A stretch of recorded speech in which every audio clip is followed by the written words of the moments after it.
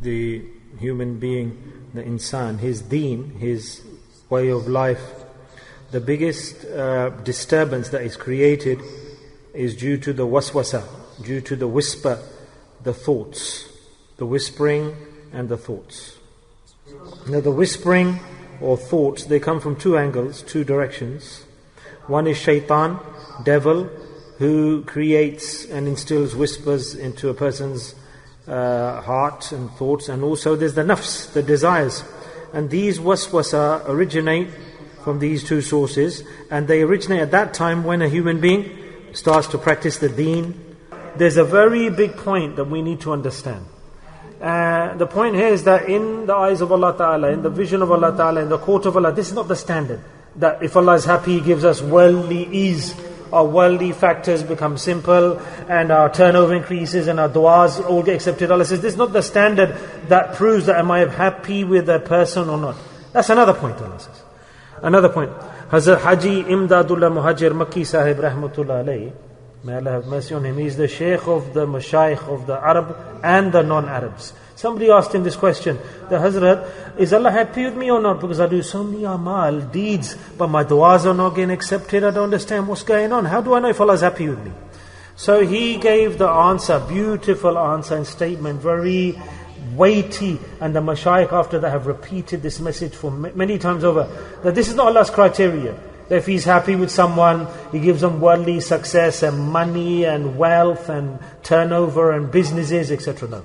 For example, subhanallah, if there's a king, and if you go to the king's court, and he's happy with you, and because you've gone there, you gave him a gift, or you said something nice to him, so he says to his ministers, oh, I like this man, I like him, come tomorrow again to my court, come again. Will everybody congratulate him?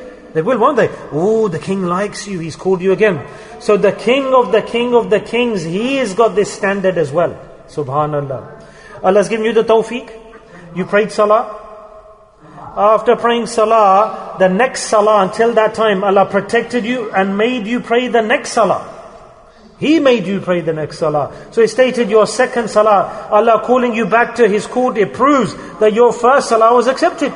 That's why He called you back to the second one. Yeah, Allah is happy with you, with your salah. And then when you praised Him, when you prayed to Him, in between, this is your standard now.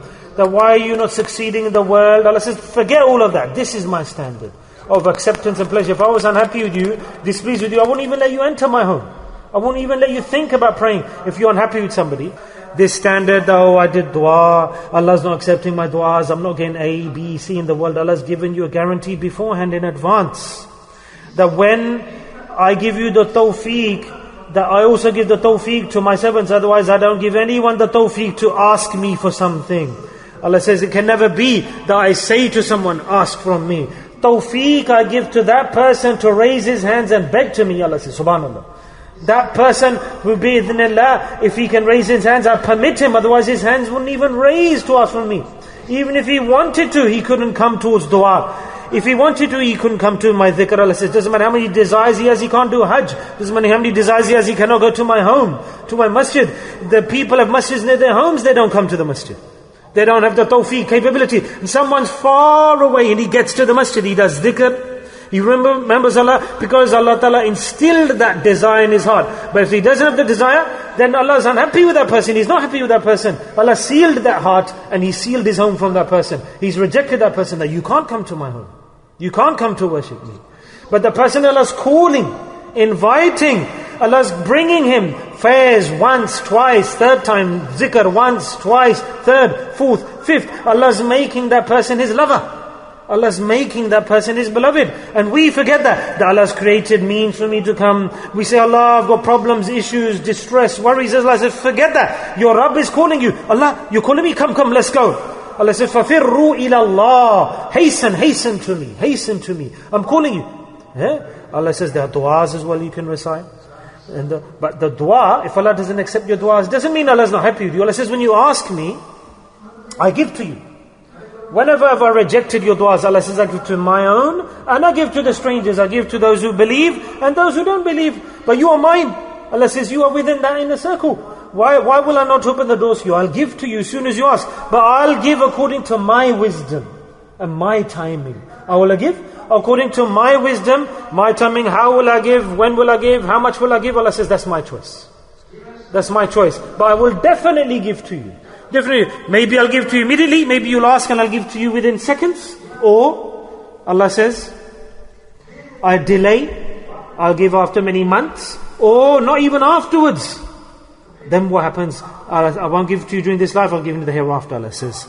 And you'll see in the akhirah what I will give to you. Then you'll say, Allah, it's good you didn't give to me in the dunya. It's good, Allah, you delayed it and stopped it and gave it to me in the hereafter. That Allah Ta'ala gives you the capability to practice. Ability to practice. He gives you ability to do dhikr, recite Quran, pray salah, do good virtuous nawafil deeds. And then as you're progressing, you stop. Then you start coming, then you stop coming. Then sometimes you pray, sometimes you don't pray. You have gaps in your ibadah. Now this action, musalsal, you're practicing, who's happy? Rahman, Allah is happy. He's pleased. Yes? And if you do sin upon sin upon sin, you do one sin, then you repeat that sin, then you repeat that sin again, then you repeat that sin again. There's a difference in your deen. You do one good deen, you repeat the amal, then you repeat the amal. Who's happy? Allah, Ar-Rahman is happy. But if you do sin and then repeat sin and go downhill, then who's happy? Shaitan is happy at that time. So that happiness, if you make him pleased, I sin again, then I commit that sin again, then I repeat it, then I commit the sins again, then who's becoming happy? Shaitan is becoming happy. So in here, we'll get the dunya, business will be flourishing, money, wealth, wife's happy, children are happy. This is all istidraj. This is a mirage. If we think that due to worldly so-called luxuries that we're happy, this will all end. This is not true happiness. This is not true bliss. Who's telling us this? The Quran says, material things are temporary. Like a bubble, they'll burst. Fir'aun was given wealth and power, authority for a few days, years. People who had no iman, they got luxuries and worldly rewards, so-called. But this is not happiness. Happiness doesn't lie within these things. With shaitan, you are pleasing him with worldly luxuries. But those amal, Allah has given you the tawfiq. If you consistently practice them, you don't stop, you don't hesitate, you don't do a U-turn, then Allah is happy with you, ongoing.